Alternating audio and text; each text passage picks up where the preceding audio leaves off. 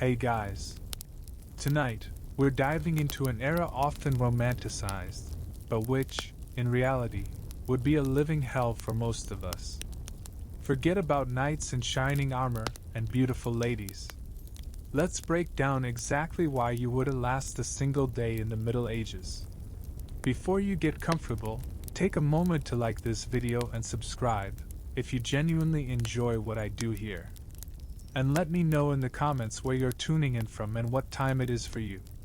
It's always fascinating to see who's joining us from around the world. Now, dim the lights, maybe turn on a fan for that soft background hum. And let's ease into tonight's journey together. Imagine waking up in the morning, and the last time you washed was a month ago. Let's start with the most obvious: hygiene. You're used to daily showers, fresh clothes, and deodorants? Forget about it. In the Middle Ages, people bathed once a month, if they were lucky, or even less often. The stench was the norm. This topic is so fundamental to our modern existence that we rarely even think about it. But it's the very thing that defines first impressions, comfort, and most importantly, our health. Imagine getting out of bed in the morning, and your clothes, which you wore yesterday, last week, and perhaps even a month ago, are lying next to you. They have food stains, dirt, and maybe something worse. The smell? Oh, the smell would be so potent that your modern olfactory receptors would simply shut down. This isn't just unpleasant, it's physically unbearable for a 21st century human. Can you imagine yourself without a morning shower? Now, imagine yourself in a room where everyone smells like they've never known soap. Your favorite perfume? It would simply get lost in an ocean of putrid odors. We're accustomed to hygiene being a personal matter, but in the Middle Ages, it was a collective problem. People lived in cramped, overcrowded dwellings. Peasants worked in the fields, covered in dust and dirt, and upon returning home, had no way to wash it off. Even the aristocracy, who had more resources, were no exception. Baths were a rarity, and those that existed were often shared by the entire family, and sometimes even guests, in the same water. It seems that the soap we know today was a luxury in the Middle Ages, accessible only to the wealthiest, and even then, its quality left much to be desired. Moreover, the concept of cleanliness was entirely different. It wasn't linked to the absence of microbes or bacteria, as no one knew about them.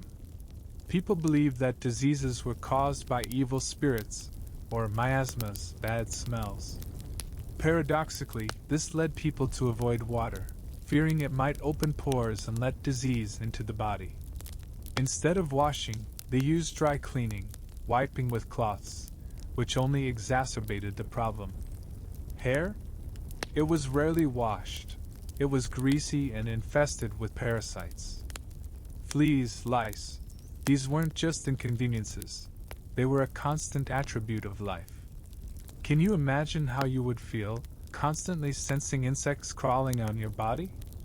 This isn't just discomfort. It's constant itching, irritation, and worst of all, carriers of diseases.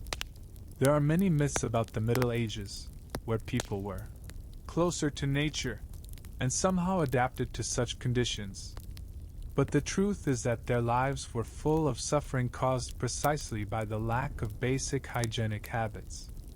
Simple cuts and scrapes, which today we treat with antiseptic and forget about, then easily turned into deadly infections due to dirt and the absence of any notion of sterility. Think about the smell in overcrowded cities, where thousands of people lived without toilets, and waste was simply thrown into the streets. This stench permeated everything: food, air, clothing. It was so pervasive that a modern person wouldn't be able to stay there for even a few hours, let alone a whole day. Your receptors, accustomed to fresh air and cleanliness, simply wouldn't be able to handle such a load. Another striking aspect is the lack of oral hygiene. Toothbrushes and toothpaste were inventions of the future. People ate coarse food that damaged their teeth, and the lack of cleaning led to terrible cavities, abscesses, and other oral diseases. Toothaches, which we easily overcome today with painkillers, were real hell then, with no relief. People lived with constant pain, lost teeth at a young age, which affected their ability to eat and consequently, their overall health. Imagine yourself with a constant toothache and no possibility of qualified help. This isn't just discomfort, it's constant exhaustion. And the worst part was that this was the norm. No one saw it as a problem because they knew no different. They lived in this smell, in this filth, and considered it the natural order of things. That's why you, a 21st century person, accustomed to cleanliness, freshness, and comfort, wouldn't last a day there. Your body and your mind would simply refuse to function in such conditions. This isn't just an inconvenience, it's a threat to your physical and mental health. We're used to having a right to a clean environment, but then it was impossible. Your skin would constantly itch, your hair would be greasy, and the smell emanating from you would be so bad that you yourself would recoil. Forget about dates, about comfortable social interaction. Everything would be permeated by this stench and filth. So, the first and most obvious reason why you wouldn't last a day in the Middle Ages is the complete absence of basic hygiene, which for a modern person is an integral part of life. We don't even realize how much it affects our well-being, health, and overall comfort level. The Middle Ages would instantly shatter all your notions of cleanliness and create conditions in which you simply couldn't exist. Ready for a morning stroll where you'll have to dodge human waste right on the street? Continuing the theme of hygiene, let's talk about toilets. A modern toilet? Forget it. In cities, sewage systems were non-existent, so waste was simply dumped onto the street. This isn't just unsanitary, it's a complete immersion into a reality where your every morning relief creates a new obstacle for pedestrians and a new source of epidemics. We are so accustomed to the convenience and privacy of our bathrooms, to the quiet flush and clean air, that even the thought of such a reality sends shivers down our spine. In the Middle Ages, your restroom would be the street, a cesspit, or, at best, a hole in the wall. And believe me, it's not just inconvenient, it's deadly. In castles, there were so-called garderobes, essentially, holes in the walls that led outside. Think about that next time you complain about a queue for the bathroom at a shopping mall. Your feet would be constantly dirty, and the smell would be unbearable. These garderobes were often located over moats or directly over rivers, polluting sources of drinking water for the lower classes. It was a brilliant, for its time, way to dispose of waste, but with horrific health consequences. Even kings and queens, who had their private garderobes in castles, breathed the same stench emanating from these openings. Imagine a feudal lord hosting important guests in his hall, and the aroma of the castle's sewage wafting from beneath the walls. This isn't the romance you see in the movies. As for ordinary towns, the situation was even worse. Imagine a narrow street where houses stand so close they almost touch roofs. Now, imagine that from the windows of every house, sewage could be poured out. Yes, that's exactly right. This was a common method of disposal. There was no special day for waste collection, so people just threw it onto the street, hoping that the rain would wash everything into the river or simply into the ground. But it didn't always rain, and often the streets turned into real rivers of mud, garbage, and excrement. Walking on such streets was not just unpleasant, but also extremely dangerous. You could easily slip, get dirty, and worst of all, catch some deadly disease. But where were the public toilets, you ask? They practically didn't exist in the form we're used to. People relieved themselves wherever they could, in alleys, behind bushes, in special buckets that were then emptied onto the street. This led to urban streets being constantly polluted, and the air being saturated with a disgusting smell. Imagine going for a walk, and under your feet isn't asphalt, but a mixture of dirt, garbage, and human waste. Your shoes, your clothes, everything would be dirty. Every step would be a risk, as you wouldn't know what you were stepping on. This isn't just a lack of comfort, it's a complete disregard for any sanitary norms. Now imagine all this happening in summer, under the scorching sun. The smell wafting through the streets would become simply unbearable. It would permeate your clothes, your hair, your belongings. Even after washing, if it even happened, you would still smell this odor, because it would be everywhere. Flies, rats, other disease vectors, they would be your constant companions. They would spread infections from these dirty streets directly into your homes, onto your food. It would be a closed cycle of dirt, disease, and death, from which it was practically impossible to escape. Even the wealthiest members of society, who lived in grand castles, were not completely protected from this unsanitary state. Although they had the privilege of using garderobes, their castles were still overcrowded with people, and not everyone always adhered to even the minimal rules that existed. Servants, soldiers, guests, all of them generated a huge amount of waste that in one way or another affected the surrounding environment. Imagine a cesspit running under your bedroom windows. This is not the picture of luxurious life we're used to seeing in movies. This complete lack of an adequate waste disposal system was one of the main causes of the spread of terrible epidemics that decimated millions of people in the Middle Ages. Plague, dysentery, typhus, all of these diseases thrived in conditions of total filth. Every street, every alley was a breeding ground for infections. People did not understand that the cause of their illnesses was precisely these unsanitary conditions. They blamed everything on sins, evil spirits, witchcraft. And this ignorance only exacerbated the problem, as no one tried to change the situation. Even in rural areas, where there seemed to be more space, toilet problems remained relevant. Peasants relieved themselves in the fields, leading to soil contamination and the spread of parasites. Animals lived alongside people, and their waste also contributed to unsanitary conditions. Well water was often contaminated with runoff, causing intestinal disorders and other diseases. Clean air and green spaces did not guarantee cleanliness and safety. A modern person, accustomed to clean toilets, sewage, and fresh air, simply would not be able to adapt to such conditions. Your senses, your sense of smell, your brain, everything would be in a state of constant shock and disgust. You wouldn't be able to eat, sleep, or even simply breathe freely. Medieval toilets.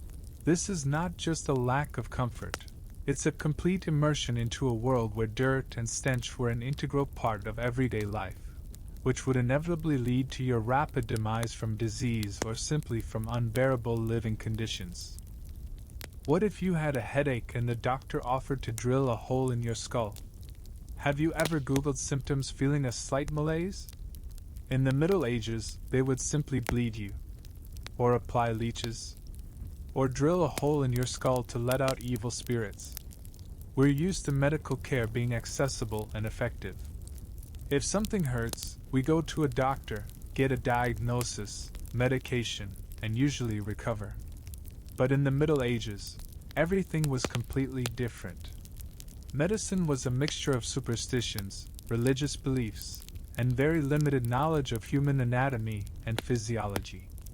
Your body was a mystery, and diseases were a manifestation of divine wrath, punishment for sins, or the influence of evil spirits. Imagine going to a doctor who believes your fever is the result of missing Sunday Mass, or that your headache is a demon stuck in your head. This isn't just a lack of knowledge, it's an entirely different paradigm for understanding the body and illness. Even a simple cold could be a death sentence. Antibiotics? Painkillers? All of that was just a dream. Your chances of surviving a serious injury would be slim. Modern people are used to a slight malaise being at most a few days of discomfort. But in the Middle Ages, even a minor scratch could lead to gangrene and amputation, as no one knew about bacteria or antiseptics. Surgeries were performed without anesthesia, turning them into real torture. Imagine needing a tooth pulled, and the only tool is a blacksmith's dirty pliers, and no pain relief. You would be condemned to unbearable pain that could last for hours, or even days. One of the most popular treatment methods was bloodletting. It was believed that diseases were caused by an imbalance of the four humors: blood, phlegm, yellow bile, and black bile in the body. To restore balance, excess blood was simply drained from the body. This was done by making incisions in veins or by using leeches. Often, after such procedures, patients became even weaker, and their condition only worsened as they lost vital blood. Imagine feeling weak and dizzy, and the doctor decides you need even more blood to be released. This isn't just ineffective, it directly threatened life. Another revolutionary method was trepanation. It was prescribed for epilepsy, mental disorders, or severe headaches. It was believed that these ailments were caused by evil spirits trapped in the head. To release them, a hole was drilled in the skull. This procedure, of course, was performed without anesthesia and without any notion of hygiene, often leading to infections, brain damage, and, of course, death. Modern neurosurgery is the pinnacle of medical science, but then it was a lottery with a deadly outcome. Instead of qualified doctors, in the Middle Ages, people often turned to healers, barber surgeons, or monks. Healers used herbs, amulets, and incantations. Barbers, in addition to cutting hair and shaving, also performed surgical operations, such as amputations and tooth extractions, with minimal knowledge and instruments. Monks, who had access to some ancient texts, could offer certain herbal remedies, but their knowledge was also limited and often intertwined with religious dogmas. You couldn't just go to a therapist or a specialist. You would have to rely on people who often had no medical training whatsoever. Diagnosis was surprisingly primitive. Doctors assessed the patient's condition by the color of their urine, the appearance of their stool, skin color, or pulse. These methods, while having some relevance in modern medicine, were then used without understanding the underlying causes of diseases. There were no laboratory tests, X-rays, ultrasounds, nothing that would allow for accurate determination of the ailment's nature. Imagine feeling severe pain, but the doctor cannot even come close to understanding what exactly is happening in your body. You would be completely in the dark about your condition. Moreover, psychological and mental disorders were not considered illnesses at all. People suffering from depression, schizophrenia, or other mental illnesses were often believed to be possessed by demons or cursed. They could be subjected to exorcism, torture, or even burned at the stake. Modern psychology and psychiatry offer help and understanding, but in the Middle Ages, it was a direct path to suffering and death. If you suffered from anxiety or depression, no one would help you. On the contrary, you would be condemned. Another shocking fact is the complete lack of any concept of infection control. Doctors did not wash their hands between patients, instruments were not sterilized. This meant that every doctor was a potential spreader of diseases. Even if a doctor accidentally had some effective herb, the treatment process itself could lead to an infection that would kill the patient. Modern hospitals make colossal efforts for sterility, but then it was an unknown concept. Therefore, if you are accustomed to fast and qualified medical care, to painkillers, antibiotics, and accurate diagnostics, then the Middle Ages would be a real hell for you. Your body, accustomed to constant care and immediate reaction to malaise, would be constantly under threat. Even a common cold, which today is treated with a few days of rest and vitamins, could then turn into deadly pneumonia. your chances of surviving any serious injury, fracture, or illness would be slim. You would constantly suffer from pain, disease, and fear of the unknown. Life would be a continuous struggle for survival, where the slightest mistake or accident could cost you your life.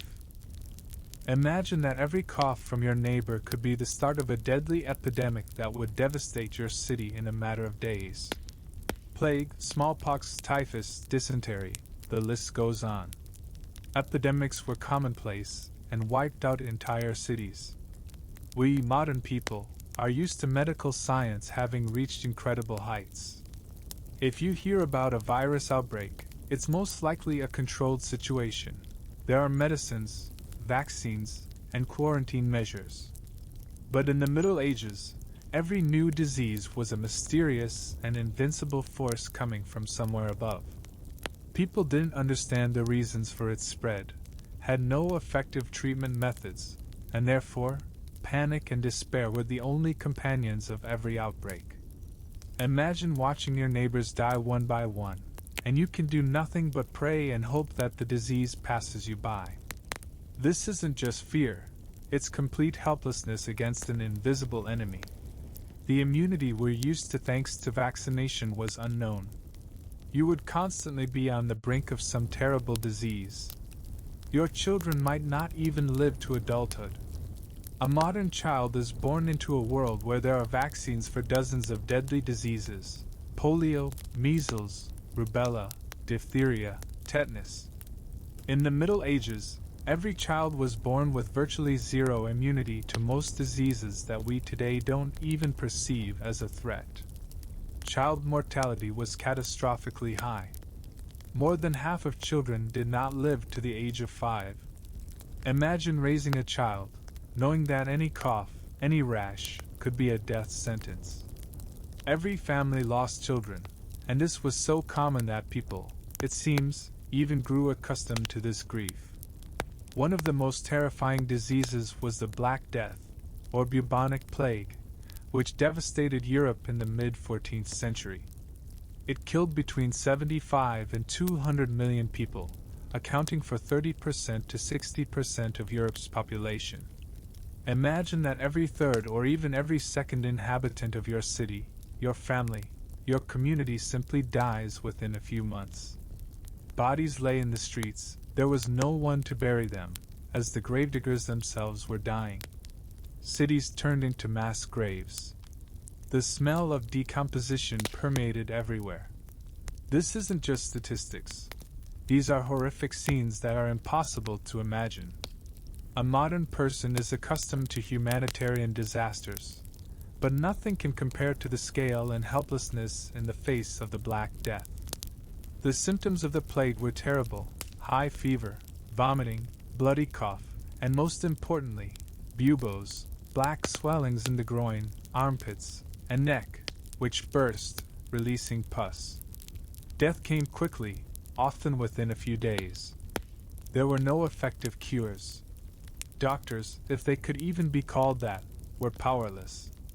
They wore their famous plague doctor masks with beaks, stuffed with aromatic herbs, hoping this would protect them from miasmas, but in reality, they only spread the disease further. People believed the plague was punishment from God, and the only way to save themselves was through prayers, penance, or hunting witches and Jews, who were considered the cause of the disaster. This was not just a disease, it was social chaos that tore society apart. But the plague was not the only threat. Smallpox was also a common and deadly disease. It caused rashes all over the body, which turned into pustules. Those who survived often were left with deep scars and could lose their sight. Modern people only know about smallpox from history textbooks, as it was completely eradicated thanks to vaccination. But imagine living in a world where you or your children could at any moment contract this terrible disease that would disfigure you for life or kill you. Dysentery, or bloody flux, was also very common, especially in conditions of unsanitary living and contaminated water. It caused severe dehydration and was often fatal, especially for children. Typhus, transmitted by lice, also ravaged the population, especially during wars or sieges. These diseases were inevitable companions of medieval life, and there were no cures or protection from them. Every day was a lottery as to whether the next epidemic would strike you. And the most terrifying thing is that diseases were not just a physical threat. They had a huge psychological impact. People lived in constant fear. They didn't know who would get sick next, or when it would happen. Imagine watching your loved ones suffer and die, and you can do nothing to help them. This led to despair, to loss of faith, to the breakdown of social ties. In some cities, people simply fled, abandoning the sick to their fate. It was a world where life was extremely fragile, and death always walked nearby.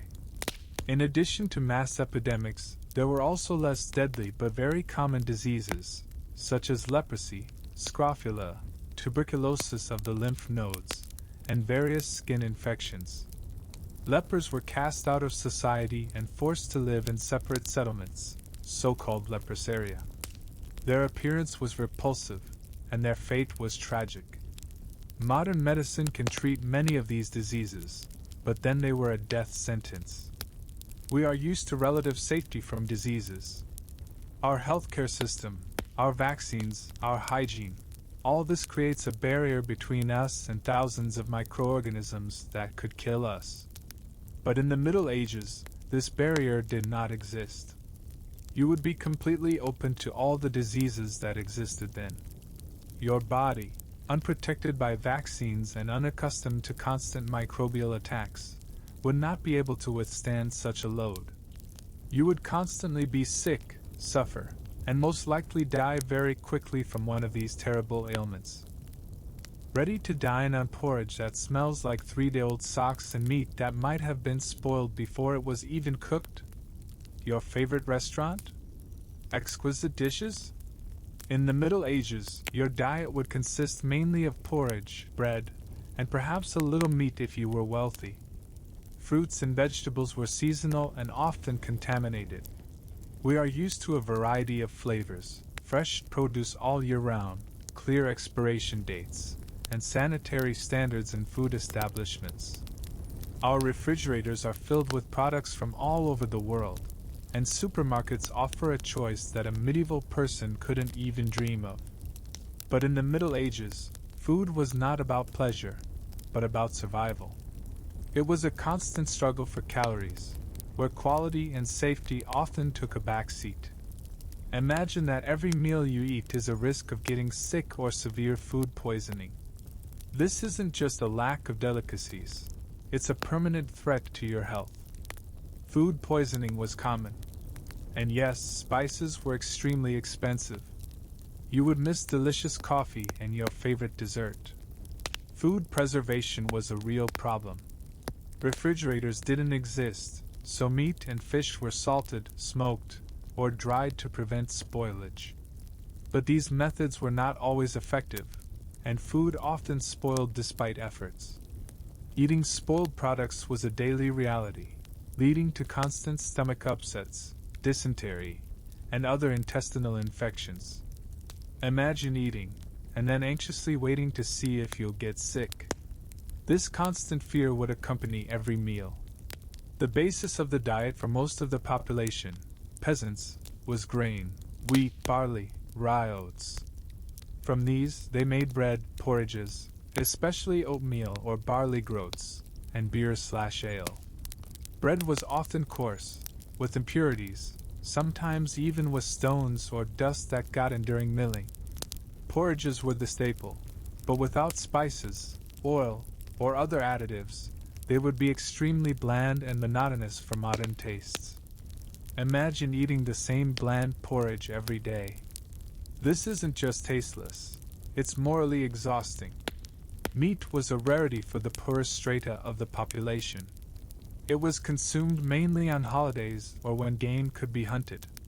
When meat did make it to the table, it was often tough and flavorless due to a lack of proper cooking or the use of spices. Wealthier people could afford more meat, but even they didn't have access to such a variety as we do today. Moreover, there was no veterinary control, so animals could be sick, which also led to illnesses in people. Imagine eating meat without knowing if it's safe.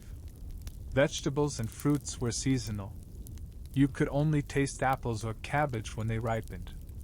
In winter, there were no fresh vegetables and fruits at all, leading to a deficiency of vitamins and trace elements, and thus to diseases like scurvy, due to lack of vitamin C. Modern people are used to year-round access to exotic fruits and vegetables.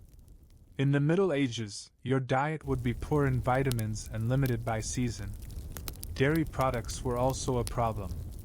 Without refrigerators, milk quickly soured. Cheeses and butter were more common, but their quality and safety also left much to be desired.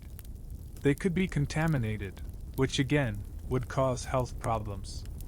There were also restrictions on eating certain foods on certain days of the year, for example, during fasts. The church dictated what could and could not be eaten, which further limited the diet. Water, as we have already mentioned, was mostly contaminated, so the main drink was beer or ale, even for children. This led to constant mild intoxication, which affected work capacity and overall health. A modern person cannot imagine life without clean drinking water, but in the Middle Ages, it was a rarity. Imagine having to choose between thirst and consuming contaminated water that could kill you. Spices, such as pepper, cinnamon, ginger, were extremely valuable and expensive. They were brought from distant countries and were accessible only to the wealthiest strata of the population. For most people, food was bland, tasteless, and even boring. Instead of exquisite seasonings, salt, vinegar, and some local herbs were used, but this was not enough to create a delicious and varied diet. You are used to taste sensations created by thousands of spices from around the world. In the Middle Ages, your taste buds would be in a state of constant deprivation. In addition, kitchen hygiene was absent. Meat was cut on wooden boards that were never properly washed, dishes were dirty, and cooks' hands were even dirtier. This created ideal conditions for bacterial growth and the spread of diseases. Modern kitchen cleanliness standards would be completely incomprehensible to a medieval cook. Imagine eating a dish, knowing that it was prepared in unsanitary conditions. This is not just a risk, it's a guarantee of problems. In summary, food in the Middle Ages would be a real test for a modern person. Limited food choices, lack of hygiene, a constant threat of food poisoning, vitamin and trace element deficiencies. All this would lead to constant discomfort, illness, and a general deterioration of health. Your taste buds would be in shock from the monotony and blandness of the food, and your stomach, from constant upsets. You would dream of a simple burger or a fresh salad, but it would only be an unattainable dream. How about a glass of water that probably contains more bacteria than your dirtiest toilet? Access to clean drinking water was a luxury. People often drank water from rivers that were contaminated with waste. This isn't just an inconvenience. It's a daily game of Russian roulette with your health, where every sip could cause a terrible disease. We, modern people, simply turn on the tap or buy a bottle of water, and we don't even think about its cleanliness. For us, clean water is a given, not a privilege. But in the Middle Ages, it was a rarity for which you had to pay with either illness or alcohol. Imagine feeling thirsty, and the only option available to you is a river where sewage from the entire city flows. Would you dare to drink it? That's why beer and ale were so popular. The fermentation process killed bacteria. But would you want to drink only alcohol from morning till night? Your body would be constantly dehydrated or intoxicated. People, including children, often started their day with a mug of beer or ale because it was safer than water. This doesn't mean everyone was constantly drunk. Medieval drinks were much weaker than modern ones, often with an alcohol content of 1 to 3%. But still, imagine not being able to drink a normal glass of water without fearing for your life. This is a constant compromise between thirst and health that we cannot even imagine today. Sources of drinking water in the Middle Ages were extremely vulnerable to contamination. Cities did not have sewage systems, as we already mentioned, so human and animal waste, garbage, craft waste, all of this was simply poured onto the streets and washed by rains into nearby rivers and streams. These same rivers and streams were often sources of drinking water. Wells, although they seemed safer, could also be contaminated by groundwater seeping from cesspits or burial sites. Imagine you're only drinking water coming from a source that is probably near a cemetery or a landfill. The consequences were disastrous. Contaminated water was the main cause of the spread of diseases such as dysentery, cholera, although it came later in the Middle Ages, typhus, and other intestinal infections. These diseases caused severe diarrhea, vomiting, dehydration, and often led to death, especially among children. Children who drank contaminated water often died of dysentery before they reached the age of 5. Imagine your child being given water that could kill them. This was a constant nightmare for parents. Monasteries and castles, which were more organized and had some primitive water supply systems, were still not completely protected. They might have cleaner sources, but inside the buildings themselves, hygiene left much to be desired. Even in the wealthiest courts, there was no understanding that hand washing and sterilization of instruments were key to preventing the spread of waterborne diseases.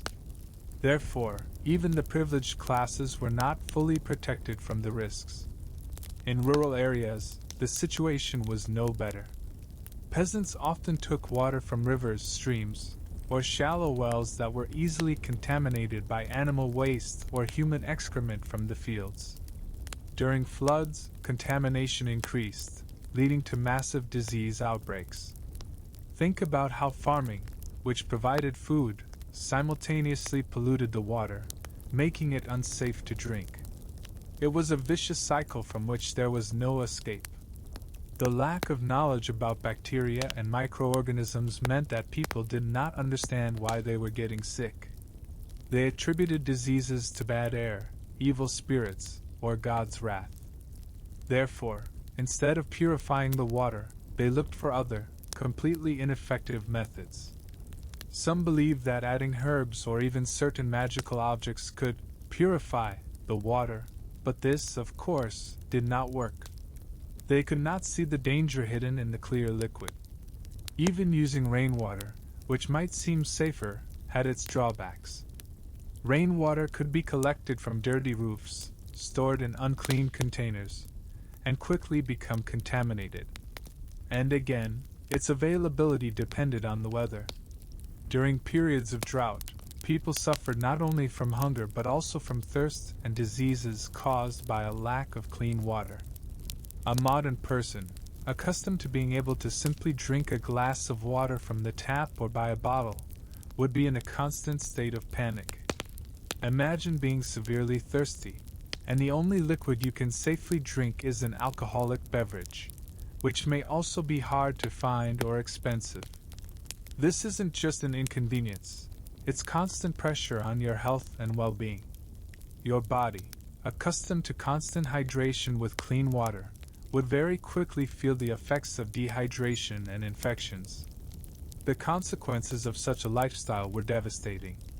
Constant intestinal disorders, dehydration, the spread of parasites, and ultimately, high mortality. Drinking water in the Middle Ages was not a source of life, but a constant source of disease. You would be forced to constantly look for alternatives, compromises, or simply risk your life with every sip. This is not what we are used to, and that is why you definitely would not last a day in the Middle Ages. Your body simply would not withstand such a load, and your psyche would be constantly strained by the fear of an invisible threat in every glass of water. Imagine that your 30th birthday is already old age, and every subsequent candle on the cake is a true miracle. The average life expectancy in the Middle Ages was about 30 to 35 years. If you lived to 40, you were considered long-lived. We modern people are used to planning our lives decades in advance: education, career, family, retirement, travel. We expect to live to 70, 80, or even 90, enjoying retirement and grandchildren. But in the Middle Ages, the very concept of old age was completely different. People who reached 30 were already considered mature, and those who crossed the 40-year mark were a rarity. This isn't just statistics. It's a fundamental change in your worldview, in your plans, in your expectations for life. You would constantly live with the thought that any day could be your last. Think about how much you've already accomplished in your life, and imagine it ending right now. You wouldn't have time to realize your dreams, because your whole life would be a struggle for survival. Imagine finishing your education at 20, starting work, building a family, and by the age of 30, you are an elderly person by medieval standards, who probably already has several children, most of whom may have already died. Your youth would be short, filled with hard labor and trials. No grand plans, no distant travels, no dreams of retiring to a villa by the sea. Your life would be focused on survival here and now. The reasons for such a low life expectancy were numerous and interconnected. First, high child mortality. As we already mentioned, more than half of children did not live to the age of 5. This meant that a significant part of the population died before they could even become a productive part of society. These deaths pulled the average life expectancy down. Modern pediatrics, vaccination, sanitary conditions, all this allows most children to survive and grow up healthy. In the Middle Ages, the birth of a child was a celebration, but also a constant source of anxiety, as its survival was far from guaranteed. Secondly, the absence of modern medicine. Any infection, even the simplest, could be fatal. Cuts, bruises, insect bites, all could lead to blood poisoning and death. There were no antibiotics, effective painkillers, or antiseptics. Surgery was primitive and extremely dangerous. Even childbirth was a huge risk for both mother and child, as mortality during childbirth was very high. Imagine living with the constant threat that any minor injury could be fatal. Thirdly, constant diseases and epidemics. Plague, smallpox, typhus, dysentery, tuberculosis. These diseases regularly devastated cities and villages. They not only reduced life expectancy but also decimated the population for generations. Even if you survived one epidemic, there was no guarantee that you wouldn't get something else the next year. Your body would be constantly weakened by fighting various ailments. Fourthly, inadequate and poor quality nutrition. The diet of most people was monotonous, poor in vitamins and trace elements, especially in winter. This led to chronic malnutrition, weakened immunity, and increased vulnerability to diseases. Famine was a frequent occurrence, especially during crop failures or wars, which further worsened the health of the population. Your body would be constantly exhausted and undernourished. Fifthly, heavy physical labor. Most of the population were peasants who worked from dawn to dusk in the fields. This labor was extremely exhausting and led to rapid wear and tear of the body, injuries, and chronic diseases. People aged physically quickly, and by 30, they could already show signs that we today see in elderly people. Your body would be constantly tired and aching. Sixthly, wars and violence. The Middle Ages was an era of constant conflicts. Feudal lords fought each other, countries waged war for territories, and there were brigands. The risk of dying in battle, during a city siege, or simply from an attack was very high. Even if you weren't a soldier, you could become a victim of violence. Your safety would be minimal. The psychological aspect also played an important role. The constant fear of diseases, famine, war, and religious punishment created an enormous psychological burden. People lived in conditions of constant stress, which also affected their health and life expectancy. We are used to a certain stability and predictability, but in the Middle Ages, every day was unpredictable. Therefore, if you are accustomed to being able to enjoy life into old age, make long-term plans, get an education, and build a career, then the Middle Ages would be a shock to you. Your life would be short, brutal, and filled with suffering. You would constantly struggle for survival, unable to realize your potential. Every day would be a reminder of how fragile your existence is. You would be forced to watch your loved ones die, and know that your turn could come at any moment. Imagine your workday lasting 16 hours without breaks, and your only day off being death. Most people were peasants who worked from dawn to dusk, tilling the land. No days off, no vacations.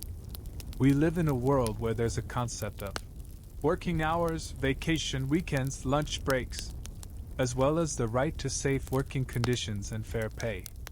Even the hardest modern job likely wouldn't compare to the daily existence of a medieval peasant.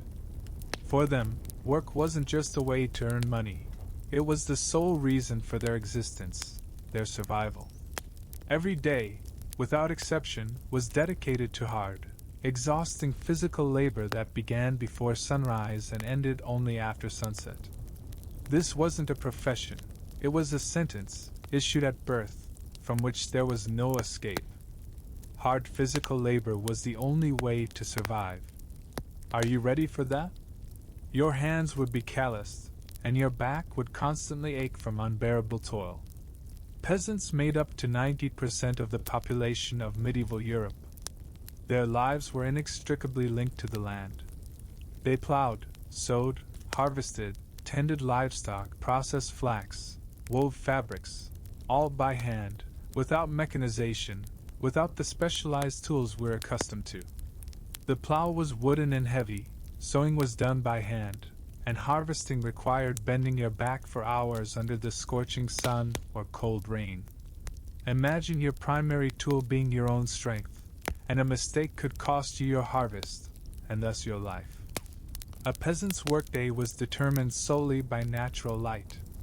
In summer, when days were long, work began at 4 or 5 in the morning and lasted until late evening, often until 9 or 10 p.m. The total duration of the workday could reach 14 to 16 hours. In winter, when daylight hours were shorter, there was less work, but even then, peasants were busy repairing tools, making clothes, and tending livestock indoors. No free time, no leisure that we would call rest. You would be constantly busy, and your body would be on the verge of exhaustion. And most importantly, there was no such thing as weekends. Sunday might have been a day when people attended church, but even then, it wasn't a full day off. After service, there were often some obligatory chores or preparations for the next week. The agricultural year dictated its own rules.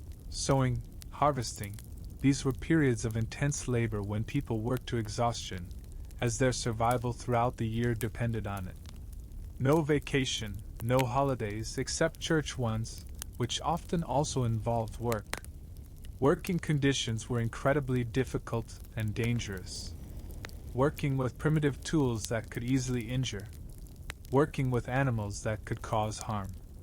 Working outdoors, exposed to the elements, scorching sun, cold wind, pouring rain. Illnesses caused by hypothermia or overheating were common. In addition, there was a constant risk of injury, which could be fatal due to the lack of medical care. A broken leg could mean the end of life, as you wouldn't be able to work, and therefore wouldn't be able to feed yourself and your family. As for wages, peasants were serfs, tied to the lord's land. They did not receive monetary wages in the modern sense. Instead, they received the right to cultivate a certain plot of land, and in return had to give a significant portion of their harvest to the lord, often up to 50% or more. perform obligatory labor on his land, corvée, and pay various taxes and duties. This meant that even after all their hard work, the peasant remained on the brink of survival, with very little surplus for themselves. Imagine working 16 hours a day, and half of your labor is simply taken by another person. Women and children also worked alongside men. Women not only managed the household, cooking, cleaning, childcare, but also worked in the fields, harvested, spun, and wove. Children were involved in labor from a very young age, caring for younger siblings, gathering firewood, tending livestock. Childhood as we know it, with games, school, and carefree days, simply did not exist. Every child was another pair of working hands, necessary for the family's survival. Even artisans in cities, although they had slightly better conditions, still worked extremely hard. Masters, apprentices, and journeymen worked in workshops from morning till night, using primitive tools, often in poorly lit and ventilated rooms. The work was highly specialized and required many years of training. Fierce competition and limited markets also created constant pressure. A modern person, accustomed to an 8-hour workday, weekends, paid vacations, social guarantees, and opportunities for recreation, simply would not be able to adapt to such a lifestyle. Your body, not accustomed to constant physical exertion without proper rest, would quickly become exhausted. Your psyche, accustomed to a balance between work and personal life, would be under constant stress. You would have no time for hobbies, for personal development, for rest, for what makes life enjoyable. Your existence would be reduced to a constant, exhausting struggle for survival, where the only goal would be to feed yourself and your family. Born poor? Congratulations, you'll die that way. Born a peasant, died a peasant. Social mobility was practically non-existent. You were tied to the land, to your lord. In the modern world, we believe in the American dream, in the possibility of achieving success regardless of origin. Education, hard work, talent, all of this, it is believed, can open any door for you. We change professions, move to other cities, climb career ladders. But in the Middle Ages, your destiny was determined almost from the moment of birth. Your place in society was cemented, and paths to a higher life were practically blocked. This isn't just a lack of opportunities. It's a total sense of hopelessness, an awareness that your whole life will be lived in the same status, regardless of your efforts. Your fate was determined from birth, and you had no say in it. Forget about career growth, dreams of success, and achievements. Your life would be clearly defined and limited. Medieval society was strictly hierarchical, divided into the so-called 3 estates: the clergy, those who pray, the nobility, those who fight, and the peasants, those who work. Each estate had its function, its duties, and its rights, or lack thereof. And most importantly, movement between these estates was an extremely rare phenomenon, almost impossible for most people. Imagine knowing that all your potential, all your abilities will never be realized because you simply weren't born into the right family. For the majority of the population, serfs, or villains, this meant they were tied to their lord's land. They couldn't just pick up and move elsewhere or change professions. They were the lord's property, though not in the same direct sense as slaves. They had to pay rent to the lord, a portion of the harvest or money, and perform corvée, work on his land. Imagine not being a free person, that your movements and your life are controlled by another individual. This would be not just a limitation of freedom, it would be a constant reminder of your subordinate position. Even if you were a free peasant, your choices were limited to agriculture. Migration to a city was possible, but it required the lord's permission and was associated with great risks. In cities where crafts existed, the guild system operated. To become a master, one had to go through a long apprenticeship and journeyman phase, which took decades, and often required significant funds or connections. And even then, competition was fierce. You couldn't simply decide to become a doctor, lawyer, or scholar if you weren't born into a family that could afford such an education, and there were very few of those. For a woman, social status was even more limited. Her place was determined by her husband or father. Marriage was usually an arrangement, not a choice based on love. Women from the lower strata of society worked alongside men in the fields and at home. Women from the upper strata had more privileges, but their role was also strictly defined, bearing heirs and managing the household. No career, no self-realization outside the family role. A modern woman, with her right to choose a profession, education, and partner, would be shocked by such a rigid system. Education, which is the key to social mobility in the modern world, was a luxury for the chosen few. The majority of the population was illiterate. Schools existed mainly at monasteries and churches and were accessible primarily to boys preparing for a clerical career, or to the sons of nobles. Even if you were an extraordinarily gifted person, without access to education, your talents would remain undiscovered and unutilized. Imagine having a brilliant mind but being unable to learn to read or write. There were, of course, very rare cases where people could climb the social ladder. For example, if a peasant fled to a city and lived there for a year and a day, they could gain freedom. Some talented artisans or merchants could accumulate wealth and gain some influence.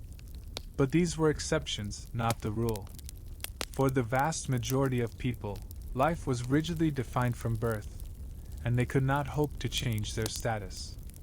This was not a system that encouraged talent. It was a system for maintaining order. A modern person, accustomed to being able to change their life if they put in the effort, would be depressed by such a state of affairs. Your ambition, your will to develop would constantly be shattered against the insurmountable walls of social hierarchy. You would constantly see people from higher estates living in luxury, having power and privileges, while you had to work to exhaustion, having no influence over your own life. This isn't just injustice, it's a total lack of hope. Even if you were from a noble lineage, your status was also strictly regulated. You might be a younger son who did not inherit land and had to seek your fortune as a knight without holdings, or go to the church. Marriages among the nobility were also dominated by political and economic interests, not personal feelings. Your life would be predetermined, and you would not have much choice. Therefore, if you value freedom of choice, the opportunity to develop and change your life, and social mobility, then the Middle Ages would be a real nightmare for you. You would be trapped in a social cage from which there was no escape. Your dreams, your ambitions would be condemned to oblivion, and your life would be defined solely by your birth. You've been accused of stealing a chicken, and now you have to prove your innocence by walking through red-hot iron. The justice system was brutal and often unfair. Evidence was often lacking, and verdicts were rendered based on rumors, superstitions, or even God's judgment. In the modern world, we pride ourselves on our legal system, the presumption of innocence, the right to legal counsel, a fair trial, and the possibility of appeal. While our system is not perfect, it strives for objectivity and the protection of human rights. In the Middle Ages, however, justice was a very relative concept, and its application often depended on the accused's social status, the judge's whim, or even religious beliefs. This isn't just a lack of a fair trial, it's a complete understanding that your fate can be decided by chance, not by law.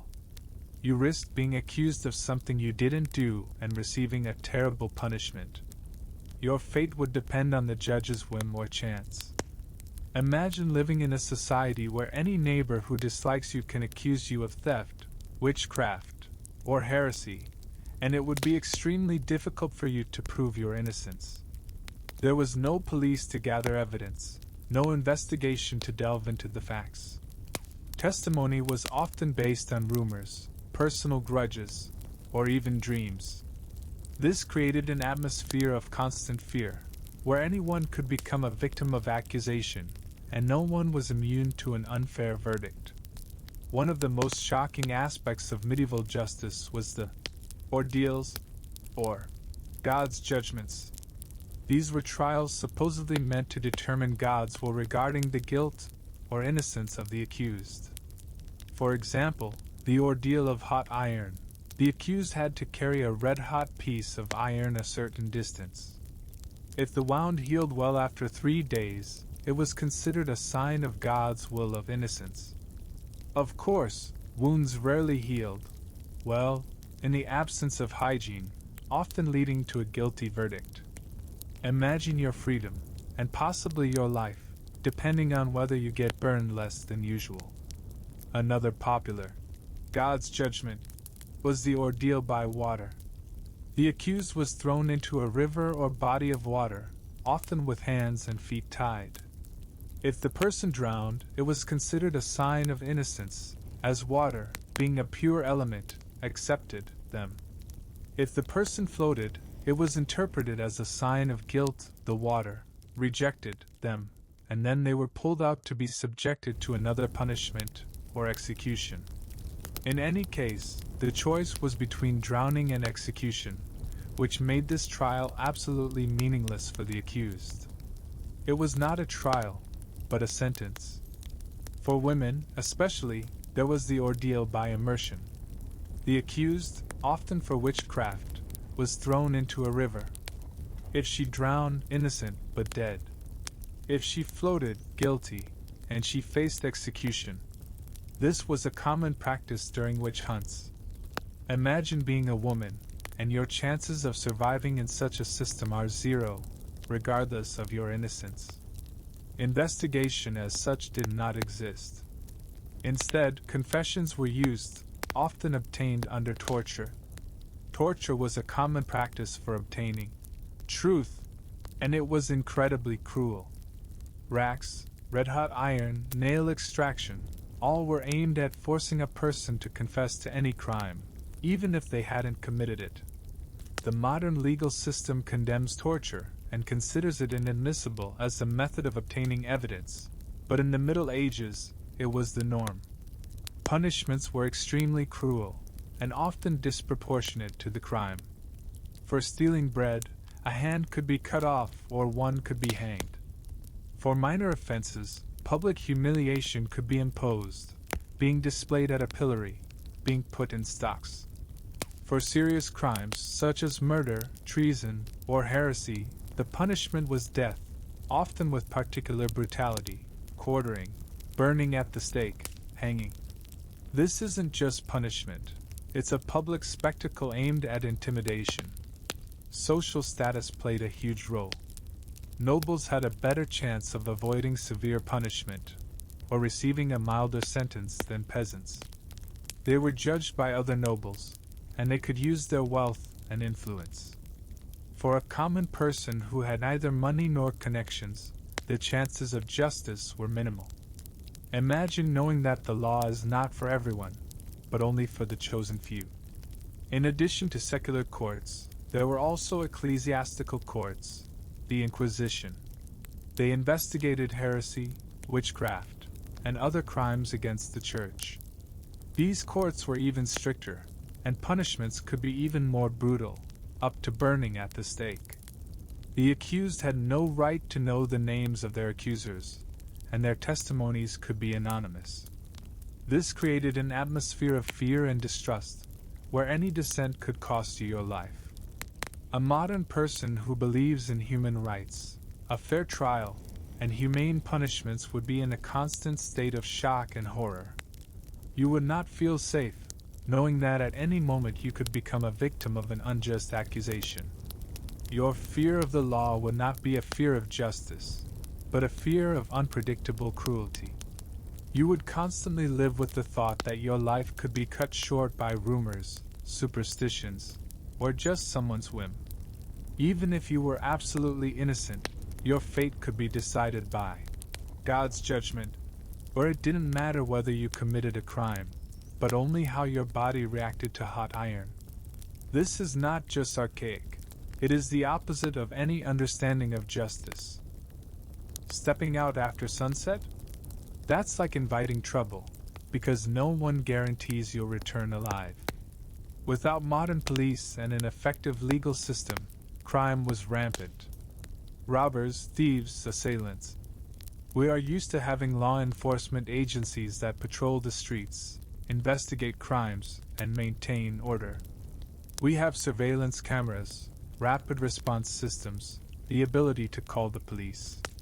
But in the Middle Ages, such infrastructure simply did not exist. Every person, in essence, was responsible for their own safety, and the risk of becoming a victim of crime was constant and very high. This isn't just a lack of comfort, it's living in constant fear, where no one can guarantee your safety. You would be in constant danger, especially when traveling. Your home could be robbed, and your life threatened at any moment. Imagine stepping out of your house, knowing that a robber might be waiting for you around the corner. Or that your home, even if locked, could be robbed, because justice works very slowly, and criminals are rarely caught. Medieval cities, though they had some forms of militia, were dark, dirty, and overcrowded, which created ideal conditions for crime. Street lighting was minimal or non-existent, making nighttime walks deadly. One of the most common types of crime was robbery. The roads connecting cities and villages were dangerous.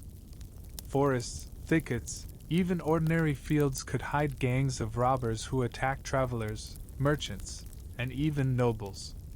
They could steal your belongings, injure, or even kill you. There was no protection, as travelers rarely had the means to call for help. Imagine that every journey you take, even a short distance, turns into a dangerous expedition where your life depends on luck. Merchants often traveled in large caravans and hired armed guards, but even that did not always guarantee safety. In cities, theft thrived. Without modern locks, alarm systems, bank vaults, your belongings were easy prey. Houses were often wooden, with primitive locks that were easily broken. Thieves could break into your home at night while you slept. And if you were wealthy, the risk was even higher. There was no insurance, and if your property was stolen, you would hardly ever get it back. This created a constant feeling of insecurity, even in your own home. Violence was an everyday part of life. Fights, assaults, robberies, all of this happened on the streets. There was no effective police force that would quickly respond to crimes. Judicial processes were long and unfair. As we have already mentioned, so many crimes went unpunished. This bred impunity and encouraged crime. Imagine witnessing violence but being afraid to intervene, because no one would protect you from the criminal's revenge. Sexual violence was also a common problem, especially against women. Laws were less strict, and punishments for such crimes were less severe than today. Women had limited rights and opportunities for protection. This created another layer of danger that a modern woman simply cannot imagine. The feudal system also contributed to crime. Lords had their own armies and could use them to resolve their conflicts, leading to wars and looting in others' lands. This was not just interstate war, but constant local conflicts that destroyed villages, plundered property, and took the lives of civilians. Your safety depended on whose lord was stronger, and whether he would decide to attack a neighboring feudal lord. In addition, there was a high level of unorganized crime. Poverty, hunger, lack of opportunities to earn a living pushed people to desperate measures. People stole to survive. This created tension in society, where even your neighbor could be a thief if his family was starving.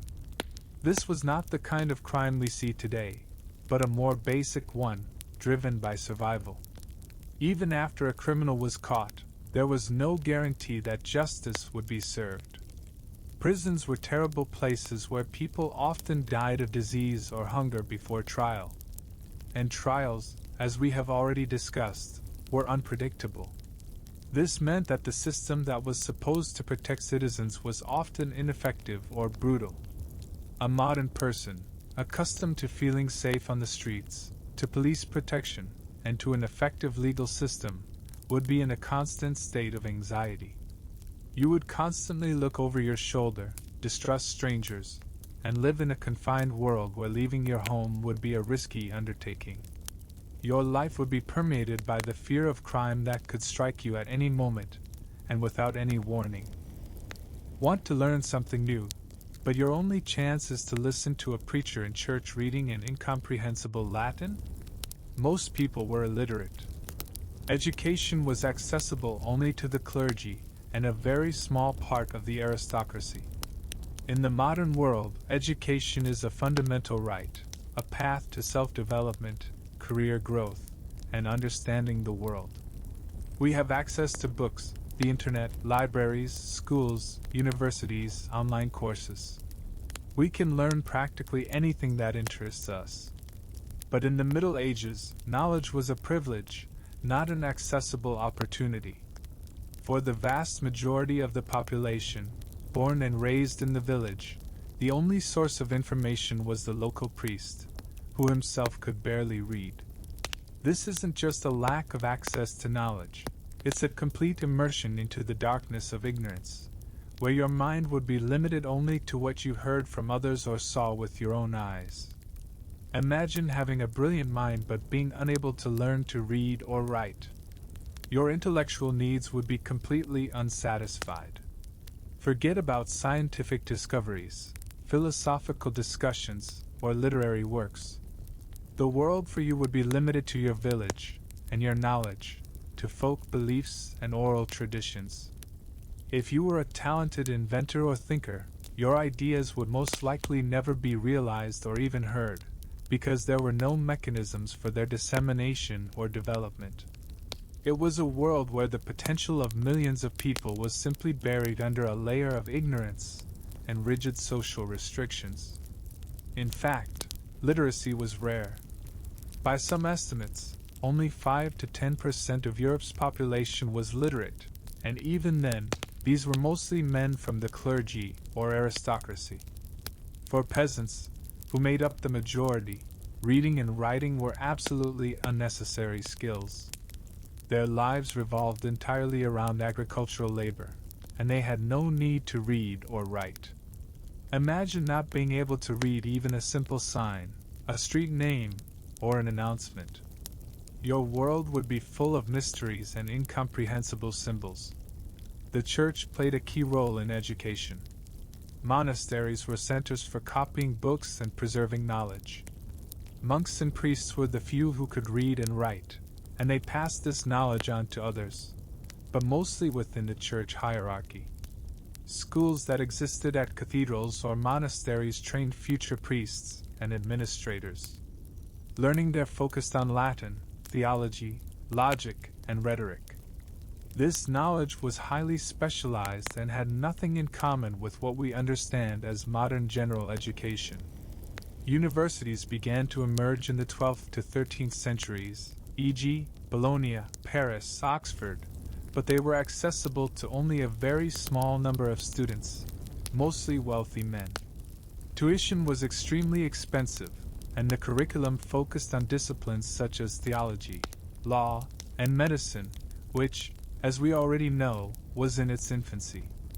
An ordinary person would never be able to obtain such an education.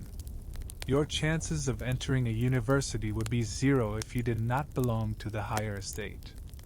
As for women, their education was even more limited. Most women did not have access to formal education. Some noble women might learn to read and write at home or in monasteries, but this was more the exception than the rule. For most women, education was limited to domestic skills, cooking, weaving, raising children. The intellectual development of women was considered unnecessary and even undesirable. A modern woman, with her full rights to education, would be shocked by such discrimination. Books were extremely expensive and rare. They were copied by hand by monks, which made them accessible only to very wealthy people or the libraries of monasteries and universities.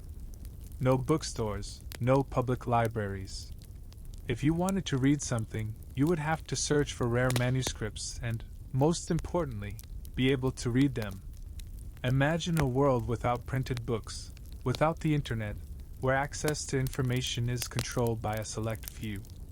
The lack of general education led to the widespread prevalence of superstitions and ignorance.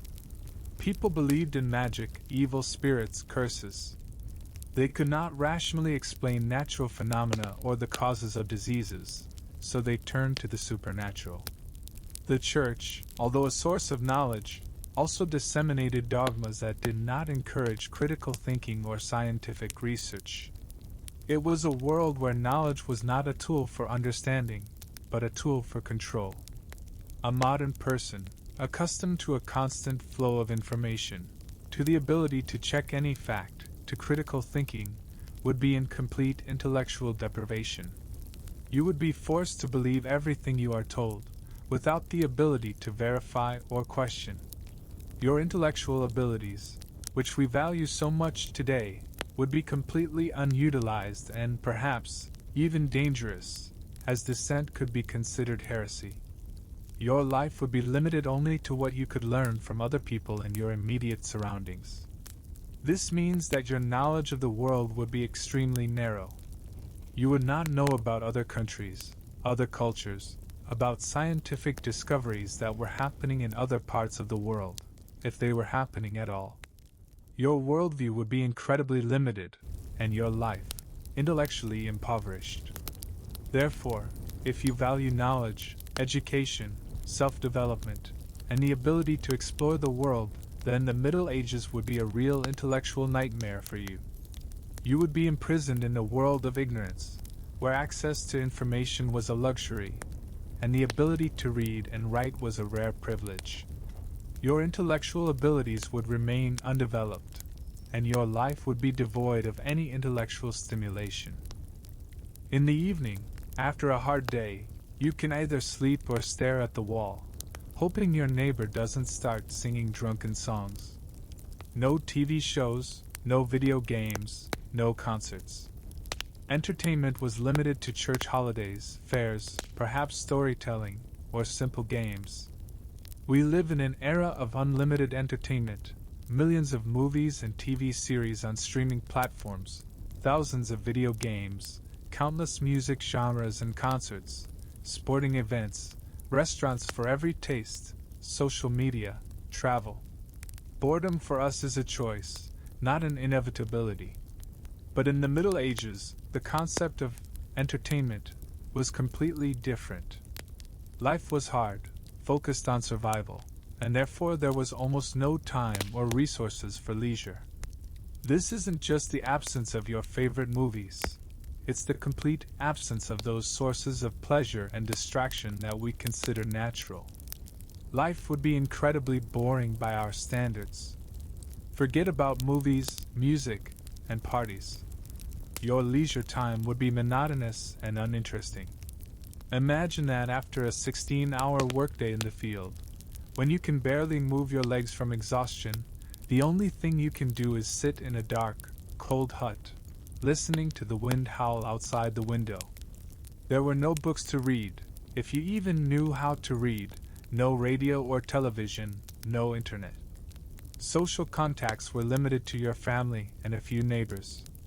Evenings were long, dark, and empty, filled only with fatigue and silence. The main entertainments for common people were related to church holidays. These holidays, dedicated to saints or important religious events, were rare days of respite from daily labor.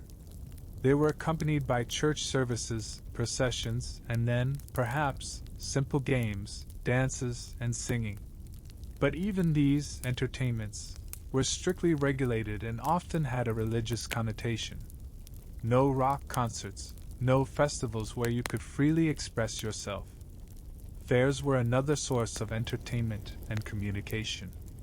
They were held several times a year and were a place where people could not only sell their goods and buy something necessary but also meet friends, listen to the stories of traveling jongleur or musicians, who were rare, watch magicians' performances, or animal tricks.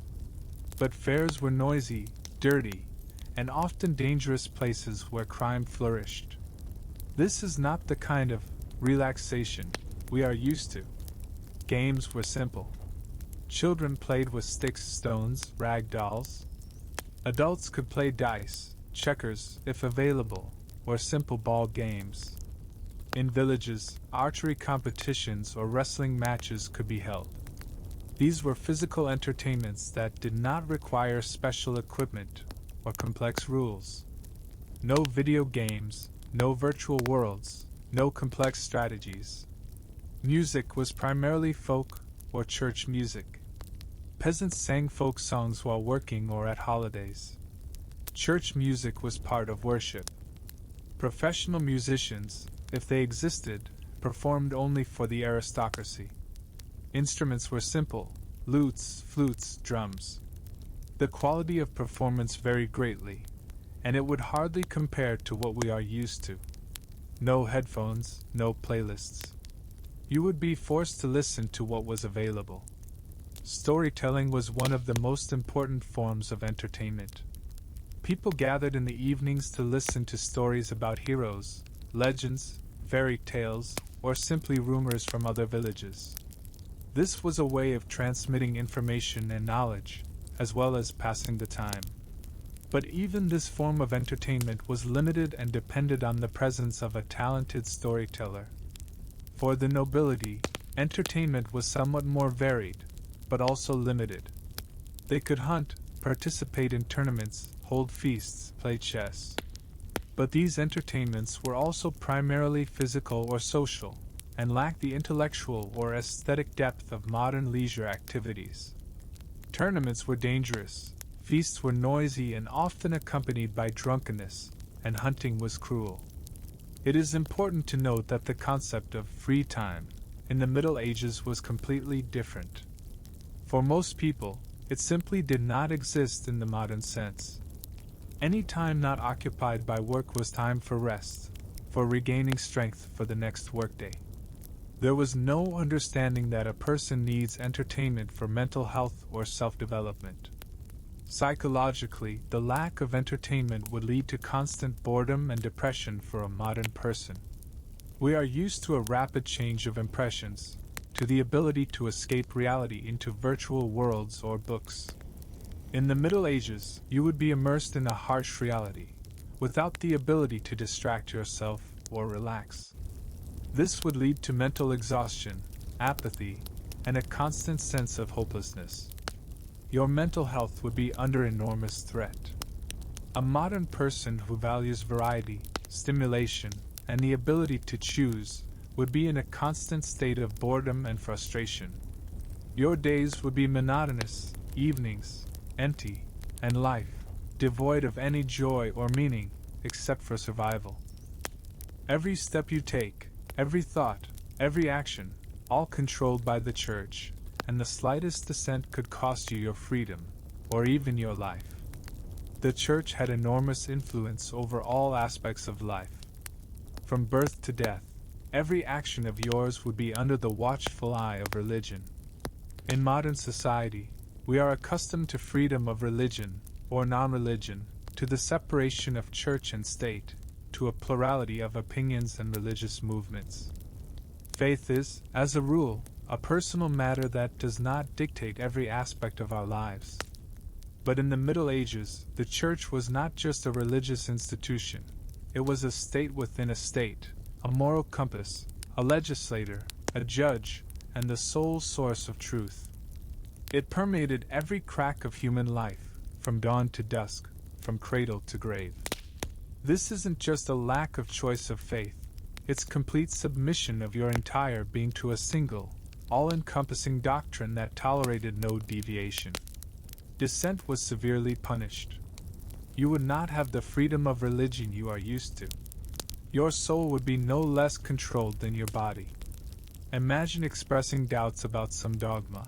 or simply reading a book not approved by the Church. This could lead to an accusation of heresy, and the consequence could be loss of property, imprisonment, torture, or even burning at the stake. The Inquisition, which was the Church's instrument for combating heresies, acted with particular cruelty, and its methods were aimed at extracting confessions from people, even if they were innocent. The fear of the Inquisition was so pervasive that people were afraid even to think anything that would contradict Church teachings. The Church controlled not only spiritual but also secular life. It was the largest landowner in Europe, possessed immense wealth, and had enormous political influence. Popes could excommunicate kings, which had huge consequences for their power and legitimacy. Bishops and abbots were powerful feudal lords who had their own lands, armies, and courts. Imagine a religious leader having more power than a president or prime minister, and being able to influence every aspect of your life. The daily life of a peasant, burgher, or noble was permeated with religious rituals and traditions. The morning began with prayer, meals were accompanied by blessings, and the evening ended with prayer. People regularly attended Mass, confessed, and observed fasts. The calendar was determined by church holidays, not secular weekends. Every aspect of life, from birth to death, was accompanied by church rituals, baptism, marriage, last rites. You could not escape the influence of the Church, because it was present everywhere. The Church was the sole source of education and knowledge, as we have already mentioned. Monasteries kept manuscripts, copied books, and taught literacy. However, the knowledge that was transmitted was strictly censored and conformed to religious dogmas. Scientific discoveries that contradicted biblical interpretations were often condemned as heresy. For example, the theory that the earth revolves around the sun was considered dangerous. This meant that intellectual development was hampered by dogmas, and critical thinking was not encouraged. Morality and ethics were also completely under the control of the Church. It determined what was sin and what was righteous. All aspects of personal life, including sexuality, marriage, and family relations, were strictly regulated by church laws. Failure to comply with these rules could lead to public condemnation, excommunication, which was equivalent to expulsion from society, and even punishment by secular authorities. Imagine that every personal choice you make is subject to public condemnation. There were also vivid examples of religious intolerance. The Crusades, which were directed against Muslims in the East, and the Albigensian Crusades against heretics in Europe, demonstrated the brutality with which the Church fought against those it considered enemies of the faith. Jews were often subjected to persecution, pogroms, and expulsion, as they were considered guilty of Christ's crucifixion. It was a world where religious diversity was impossible, and tolerance was an unknown concept. Death was another aspect of life completely subordinated to the Church. People believed in hell, heaven, and purgatory. The fear of eternal torment in hell was a powerful motivator for adhering to church rules. Indulgences, the forgiveness of sins for money, were a widespread practice that allowed the Church to accumulate enormous wealth. Imagine that your eternal salvation depends on your behavior, and importantly, on your donations to the Church. The psychological impact of this all-encompassing religious control was enormous. People lived in constant fear of sin and punishment, both earthly and in the afterlife. This could lead to deep anxiety, feelings of guilt, and constant doubt about one's own righteousness. A modern person, accustomed to freedom of thought and choice, would be mentally crushed by such pressure. Therefore, if you value freedom of thought, critical thinking, personal autonomy, and freedom of religion, then the Middle Ages would be unbearable for you. You would be imprisoned in a world where religious dogma was law, and the Church was the almighty controller of your soul and body. Every choice you made, every thought you had, would be under the watchful eye of the Inquisition. Your world is one where fever is punishment for sins, and hail is a curse from witches, and no scientist dares to dispute it. Most people believed in superstitions, magic, and evil spirits. Scientific thinking was rare and often met with suspicion. We live in an era of scientific progress, where every day brings new discoveries, where we can explain natural phenomena using physics, chemistry, biology. We trust scientific evidence, not myths or legends. But in the Middle Ages, deep ignorance about the natural world prevailed. People lived surrounded by incomprehensible phenomena that they could not explain rationally, and therefore turned to the supernatural. This isn't just a lack of technology, it's a complete immersion in a paranoid world where every unfavorable event can be a sign or a curse. You would live in a world where much was incomprehensible and frightening. Rational explanation of phenomena would be rare. Imagine seeing a comet crossing the sky. Instead of perceiving it as an astronomical phenomenon, you would consider it a sign of war, plague, or the end of the world. A fruitful year would be a blessing, and a bad harvest, a divine punishment. Natural disasters, such as floods, earthquakes, droughts, would not be explained by geological or climatic processes, but would be attributed to people's sins, curses, or God's cruelty. It would be a world where logic and reason were often replaced by emotions and faith. The Church's role in this was dominant. It was the sole authority on matters of truth and knowledge. Any scientific research that contradicted church dogmas or biblical interpretations was condemned as heresy. Astronomy, medicine, chemistry, alchemy, all these sciences were under the watchful eye of the Church. Galileo had not yet been born, but his predecessors who dared to think differently could be persecuted. This created an atmosphere where scholars were afraid to express their ideas to avoid accusations. For example, medicine, as we have already discussed, was completely permeated with superstitions. Diseases were not considered a consequence of microbes or physiological disorders, but were perceived as punishment for sins, a result of witchcraft, or demonic possession. Treatment often consisted of prayers, exorcism, wearing amulets, rather than in searching for rational causes and effective remedies. Imagine suffering from a terrible disease and being offered to cast out a demon instead of being given medicine. Astronomy was closely related to astrology. The movement of celestial bodies was considered not as a physical phenomenon, but as signs affecting the fate of people and events. Comets, eclipses, planets, all this was interpreted as omens. The geocentric model of the world, where the Earth was the center of the universe, was an unshakable dogma, and any attempts to prove the opposite were considered heresy. A modern person, who knows about the heliocentric system and Newton's laws, would be shocked by such a primitive understanding of the cosmos.